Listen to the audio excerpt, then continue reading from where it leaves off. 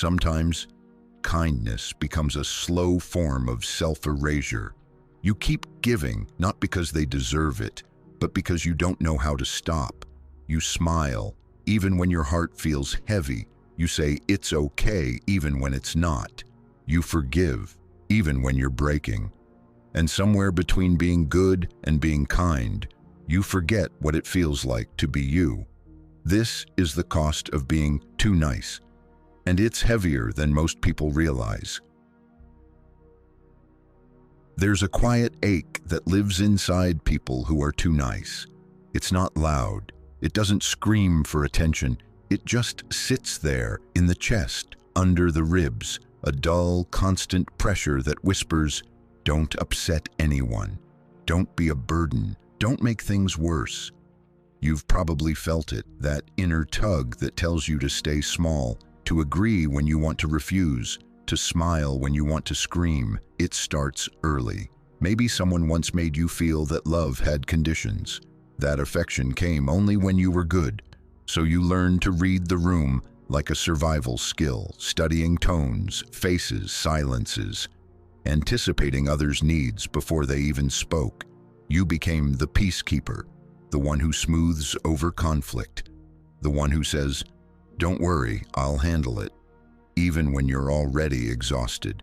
And people love you for it. They really do. They call you kind. They say you have a good heart. But behind those compliments, there's something else, something no one sees, a quiet resentment that builds every time you swallow your truth, a fatigue that comes from always being the strong one, the understanding one, the easy one. You tell yourself it's fine. You tell yourself this is who you are, but deep down you feel it. The slow fading of your own color, the way your laughter doesn't reach your eyes anymore, the way you start apologizing for simply existing too loudly. You start avoiding conflict like it's a wound you can't afford to open. You start shrinking in conversations, letting others talk, nodding at opinions you don't share, pretending to agree, because disagreeing feels like betrayal. You confuse silence with safety, but silence isn't peace. It's suffocation in disguise. Every time you put others first without balance, something inside you dims a little more. It's not that you don't care, it's that you care too much. So much that you forget what boundaries feel like. So much that you mistake being needed for being loved. And that's the cruelest part, because people will take your light without even realizing they're leaving you in the dark. They'll keep asking, and you'll keep giving, because saying no feels like failure, because you've been conditioned to believe that love and self-sacrifice are the same thing. But they're not. Love gives, yes, but it also protects. And when your love doesn't protect you, it's no longer kindness. It's surrender. Sometimes the nicest people become the most quietly broken. They're the ones who listen to everyone else's pain but have no one to listen to theirs. They're the ones who show up even when no one shows up for them. They carry the weight of other people's comfort at the expense of their own peace. And in their quiet generosity, they start to disappear. Their needs become too much. Their emotions become dramatic. Their truth becomes inconvenient. So they bury it deeper and deeper until one day they don't recognize themselves anymore. Being too nice doesn't just exhaust you, it erases you. Little by little, kindness without boundaries turns into quiet self-abandonment. And the saddest part? Most people won't notice until you're gone. Until the warmth they took for granted turns cold. Until they realize that the kindest person in the room was the one silently hurting the most. That's the cost no one talks about. The cost of being too nice is losing the parts of yourself that no one ever thought to protect. Why does this happen? Why do some people become trapped in the endless loop of over-giving, over-apologizing, over-understanding? It's not weakness, it's not lack of confidence, it's trauma disguised as empathy. Many people who are too nice grew up learning that love must be earned, that approval was survival, Maybe they had parents who were unpredictable, calm one day, angry the next, and so they learned to adapt. They learned that being pleasing kept the peace, that blending in meant being safe. And as they grew older, that pattern stayed, morphing into something noble-sounding, kindness. But underneath it's fear, fear of rejection, fear of conflict, fear of being seen as selfish. You become addicted to harmony. You feel anxiety when others are upset. You rush to fix things that aren't even yours to fix. This is called fawning, a trauma response just like fight, flight, or freeze. It's when your nervous system mistakes people's comfort for safety. So you people please not because you want to, but because your body believes it's the only way to stay loved. It's a deep psychological survival mechanism. If I make everyone happy, I'll be safe. But what happens when that system never turns off? You start living for everyone else's emotions, constantly scanning for disapproval, constantly apologizing, constantly abandoning yourself to stay liked. It's a kind of quiet slavery, because every yes that should have been a no chips away at your sense of self. You become the caretaker of everyone's comfort, but who takes care of yours? You learn to overthink every word before you speak it. You rehearse conversations in your mind, predicting how people might react. You downplay your pain. You even laugh at it just to keep things light. And yet you wonder why you feel so unseen, because no one can see the real you if you never show them the real you. People mistake niceness for goodness, but they're not the same. Goodness has roots. It has boundaries. It says, I can love you and still say no. But niceness? Niceness is performative. It's the smile you wear to avoid being misunderstood. It's the nod you give when your heart disagrees. It's the way you say, no problem, while something inside whispers, this isn't fair. And the more you do it, the more disconnected you become from your own truth. When you live to please, you lose touch with your inner compass. Your emotions become confusing. You feel guilt for resting, shame for saying no, anxiety for simply existing in your own rhythm. You start to believe your worth depends on how useful you are to others. That's why when someone finally appreciates you, it feels intoxicating, because deep down you're starving for validation. You don't just want to be loved, you want to be safe in love. And that's the tragedy. You end up over-delivering in relationships, over-caring, over-giving, and still feeling unseen, because no amount of niceness can fill the emptiness of not being accepted for who you truly are.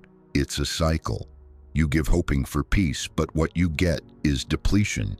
You stay quiet, hoping for harmony, but what you get is distance. You play small, hoping to be loved, but what you get is invisibility, until one day you wake up tired of being everyone's comfort zone while no one notices your pain. And that's the moment awareness begins. When you realize that your kindness was never the problem. It was the lack of boundaries that made it hurt. And as you sit with that truth, something begins to unfold quietly inside you.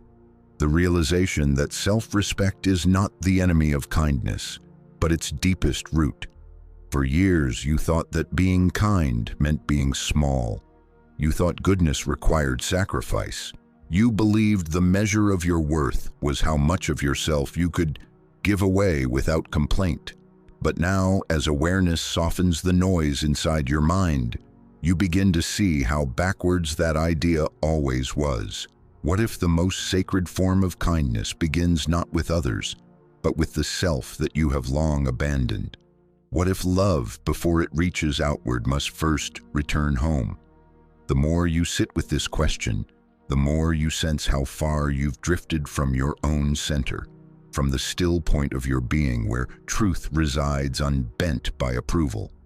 You start to remember the moments you silenced your intuition for the sake of peace, and how peace never came. You recall the nights you said yes while your chest whispered no, and how the body kept the memory of every self-betrayal. Each of those moments was a quiet wound, not inflicted by cruelty, but by your unwillingness to honor your own limits. You called it patience. You called it maturity. But beneath those noble words, there was fear. The fear of being unloved if you ever stopped pleasing. Now you can see that fear with gentleness. You no longer scold yourself for it. You understand that it was not weakness, but strategy, a way of surviving in a world that often confuses compliance with virtue. You learned to please because it kept you safe. But survival is not the same as living, and safety bought with self-erasure eventually feels like suffocation. As this truth ripens, you begin to sense the invisible architecture of human conditioning. From childhood, you were praised for being easy. You were told you were good when you didn't argue, mature when you swallowed pain, selfless when you gave more than you had. Society built an altar to your niceness and told you that worshiping at it would make you worthy. But worth cannot be earned by depletion. Worth is inherent.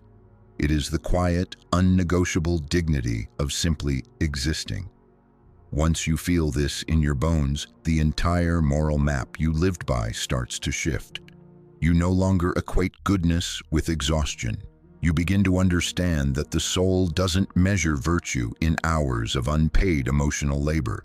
It measures it in authenticity, in how true you remain to what is real within you. A person who honors their limits may give less, but what they give is clean, honest, and whole. That is the essence of integrity, the alignment of action with truth. And in that alignment, something miraculous happens. You stop viewing boundaries as barriers. You see them instead as expressions of respect for yourself and for others. A boundary is not a wall that says, "I don't care." It's a door that says, "I care enough to be clear." The more you live by that principle, the more your kindness changes flavor. It no longer tastes of exhaustion and quiet resentment. It becomes light, deliberate, sustainable. There's a particular peace that comes when you stop needing to be understood in order to be kind. You no longer need to defend your decisions, to justify your rest, to explain your silence. You begin to realize that kindness is not measured in smiles or apologies. It's measured in presence, in how fully you can show up without fragmenting yourself to fit expectations. You start to see the strange paradox of the world. It praises endless giving but despises those who finally stop. When you were available for everyone, they called you generous. When you learned to rest, they called you distant. When you forgave too quickly, they admired your heart. When you held someone accountable, they called you cold. But beneath these contradictions lies a truth about human nature. People are most comfortable with the version of you that serves them. The moment you begin to serve yourself, their comfort falters. Yet this discomfort is not your burden to carry. It is the world's mirror, shattering in front of its own expectations. The more you embody your truth, the more you reveal where others have mistaken control for connection. You learn that disappointing people is not cruelty. It is the inevitable consequence of living authentically. And sometimes the kindest thing you can do is to let others face the discomfort of your boundaries, because only then can they see where they have crossed their own. You think of all the times you mistook silence for compassion, how often you tolerated disrespect because you didn't want to make a scene. But what if silence in those moments was not grace but avoidance? What if speaking up was the truest act of care, not only for yourself but for the relationship? Every genuine bond, after all, depends on truth. Without it, love becomes performance and connection becomes manipulation. As you start to live from this awareness, your emotional landscape begins to change. You find that saying no longer feels like rejection. It feels like honesty. You realize that empathy without boundaries is like water without a vessel. It spills everywhere and nourishes nothing. True empathy holds shape. It knows when to flow and when to stand firm. The more you practice this, the more your sense of identity transforms. You are no longer defined by what others need from you. You begin to see yourself as an independent consciousness, not a tool for comfort, not a mirror for others' approval, but a being with intrinsic direction. And that direction is guided not by guilt, but by truth. This shift feels subtle, yet seismic. You start to observe life from a new vantage point, where giving is no longer compulsion, but choice. You give because it aligns with your spirit, not because you fear the consequences of withholding. You help because it feels right, not because you crave validation. You listen not to fix, but to understand. It's strange at first, this freedom. You have moments where you question it. You wonder if you've become selfish. You wonder if your stillness is indifference, your silence apathy. But slowly you learn that peace is not the absence of care. It's the presence of clarity. You realize that the guilt you feel after saying no is just an echo of your old obedience, not a sign of wrongdoing. With every act of self-respect, the echo fades. You begin to notice how energy once wasted on pleasing others now returns to you as quiet vitality. You feel lighter, more centered. Life stops feeling like negotiation and starts feeling like dialogue. You no longer chase connection, you cultivate it. You no longer run from solitude, you rest in it. And in solitude, you meet yourself again, not as the role you played for others, but as the consciousness behind the performance. You discover that your value doesn't depend on how much you give, but on the depth of your being. You are not worthy because you are useful. You are worthy because you exist. This realization doesn't inflate your ego, it dissolves it. The constant striving to prove your goodness melts away, replaced by a quiet acceptance of what you already are. As you live from this new understanding, the world begins to reveal itself differently. You start to see the patterns of collective exhaustion everywhere, people racing to be enough, to be liked, to be seen as good. You recognize in their eyes the same weariness you once carried. But instead of judging, you feel compassion. You see that most people are not unkind. They are simply afraid. Afraid that if they stop performing virtue, they'll lose belonging. This insight doesn't make you superior. It makes you tender. You no longer preach or correct. You simply embody peace. You understand that the most powerful teaching is not in words, but in presence. To live calmly, to set boundaries without hostility, to forgive without erasing yourself. This becomes your silent offering to the world. And with that, your kindness changes once more. It becomes less about doing and more about being. You don't force understanding, you invite it. You don't demand reciprocity, you trust the natural balance of things. You don't cling to outcomes, you rest in intention. At times, people still misunderstand you. They will project their old expectations, hoping you'll return to the version of yourself that made them comfortable.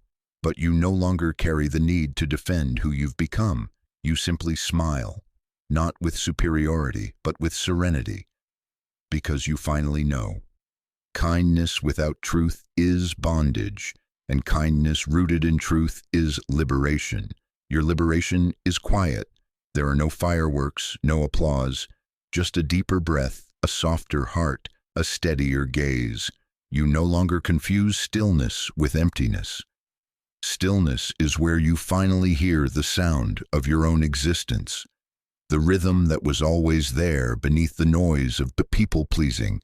And as you listen, you realize that this rhythm, calm, steady, and honest, is what real kindness has always sounded like. As you move deeper into this awareness, something subtle begins to shift in the way you experience time. Moments that used to rush by in obligation now feel spacious, almost sacred. You begin to understand that when you stop living for approval, the world slows down. It stops demanding and it starts breathing with you.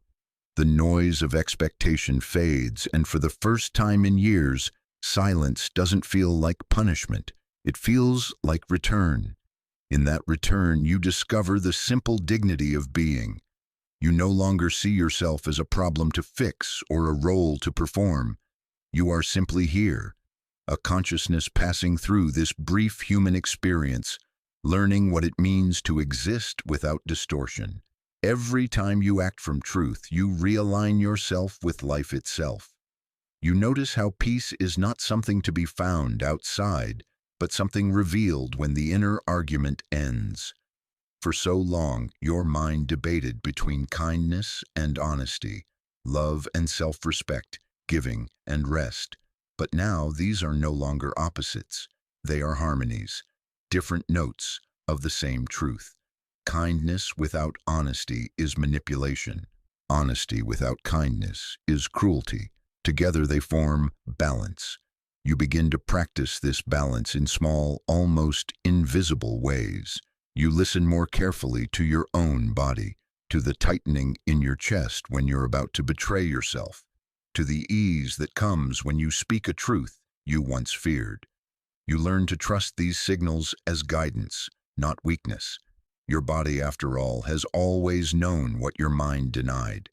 And slowly, you realize that boundaries are not just psychological, they are spiritual geometry, the structure through which love can safely flow. Without form, love floods and drowns. With form, it nourishes and sustains. Boundaries are love made intelligent. They say, I will love you, but not at the expense of my own soul. This realization reaches beyond relationships. You start to see how entire societies thrive on the labor of the overly kind, how institutions, families, and cultures often depend on those who cannot say no. The mythology of the good person becomes clearer to you. It was never about virtue, it was about control. A world that worships compliance needs people who confuse obedience with morality, but you no longer confuse them. You begin to see that morality, in its purest sense, is not obedience. It is consciousness. It is the ability to discern what honors life and what diminishes it. And any system that asks you to diminish yourself in the name of love or duty cannot be moral. From this vantage point, forgiveness changes meaning too. You once believed forgiveness meant excusing harm, pretending pain never happened. Now you see forgiveness as clarity, the decision to release the weight of resentment without denying the truth of the wound. Forgiveness is not amnesia, it is freedom. It's the ability to remember without remaining imprisoned by the memory. You also begin to sense the difference between compassion and attachment. Compassion sees another's suffering and wishes them peace, but it does not try to own the outcome. Attachment disguised as compassion tries to fix and save, not from love but from fear. The fear that if others remain broken, you'll be unloved for leaving them behind. Real compassion respects the autonomy of every soul. It says, I will walk beside you, but I will not walk for you. There are days when this new way of living feels lonely. You look around and see how few people understand it. The world still rewards noise over depth, compliance over clarity. People call your calmness detachment, your quiet confidence arrogance. But you no longer translate their misunderstanding as failure. You've learned that every new level of self-awareness demands a new kind of solitude. In that solitude, you meet strength that doesn't roar.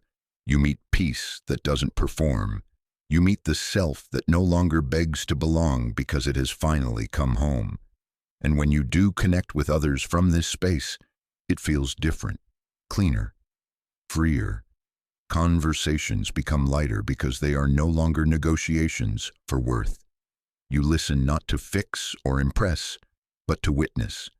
You love not to fill emptiness, but to celebrate connection. It dawns on you that this is what maturity really means. Not perfection, but perspective. You no longer measure your life in what you achieve or how others see you, but in how present you are within it. You begin to understand that success is not applause, it's alignment. Joy is not excitement, it's acceptance. And as you watch people rush and compete, you feel compassion rather than envy. You understand that most of them are still trapped in the first stage of kindness, the stage of transaction, where love is earned and peace is postponed. You were there once. You remember the ache of it, the way you mistook exhaustion for purpose. That memory keeps you humble. It reminds you never to weaponize your awakening. True awakening, you realize, carries no pride. It's not about being above others, but being anchored within yourself. It's about holding space for the entire spectrum of the human condition, the fearful and the free, the asleep and the awake, without judgment. You see that every soul is on its own timetable. Some must lose themselves in endless giving before they learn the necessity of boundaries. Others must build walls before they learn the beauty of openness. There is no superiority, only stages of remembering, and remembering becomes your daily practice. You remember who you were before you were taught to be useful. You remember the small child who played without guilt, who existed without explanation. You realize that this child never died, only went quiet under the weight of expectation. To heal is to let that child speak again, to say yes when it's true and no when it's needed, to cry without apology, to rest without shame. You start to see life not as a performance to perfect, but as an unfolding to witness. Every interaction, every boundary, every silence becomes a meditation on authenticity. You no longer divide moments into good and bad. You understand that both are necessary for wholeness, like night and day, inhale and exhale. Even pain, once feared, now feels sacred because it no longer means punishment, it means growth. This perspective softens you in ways that surprise you. You become more patient, not less. You judge less quickly. You find beauty in imperfection, peace in uncertainty. You start to realize that the point was never to be endlessly nice, but endlessly real. And when you look back at the person you once were, the overgiver, the apologizer, the silent absorber of everyone else's chaos, you don't feel shame. You feel gratitude. Because that version of you was doing the best they could with the understanding they had. Without that exhaustion, you might never have sought peace. Without that pain, you might never have turned inward. The old self becomes a teacher, not a mistake. You thank them for their service, and you let them rest. Now you move through the world differently. Your kindness no longer demands an audience. It doesn't try to prove or earn. It simply radiates, quiet and unforced. You find that people respond to this energy in unexpected ways. Some draw closer, feeling seen for the first time. Others drift away, uncomfortable with a version of you they can no longer control. You let both happen. You understand that love filtered through truth naturally reorganizes the world around you. What stays belongs. What leaves was never meant to remain. This is freedom, not rebellion, not defiance, but release. Freedom from the compulsion to perform virtue. Freedom from the anxiety of being misunderstood. Freedom from the endless cycle of proving your heart. You no longer chase peace. You embody it. At night, when the world is quiet, you find yourself smiling for no reason. Not because everything is perfect, but because you finally are no longer at war with yourself. You've learned that peace is not found by being good, it's found by being whole. And in that wholeness, kindness returns to its purest form, not an effort, not a strategy, but a state of being. It is the natural fragrance of a soul that has stopped running from itself. You rest in this understanding like a lake after a storm, clear, still, reflecting light without distortion. You no longer need to convince anyone of your worth or goodness. The need itself has dissolved. All that remains is presence, simple, unshaken, kind. And from this place of quiet power, you look out at the world, the same world that once drained you, and realize that nothing outside you truly changed. Only your awareness did, and that awareness changes everything. So if you've been too nice for too long, this is your reminder. You're allowed to take up space. You're allowed to be misunderstood. You're allowed to disappoint people who never cared to understand you, because peace isn't about keeping everyone happy. It's about no longer betraying yourself to make them comfortable.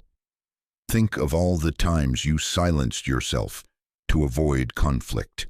Think of all the times you gave more than you could.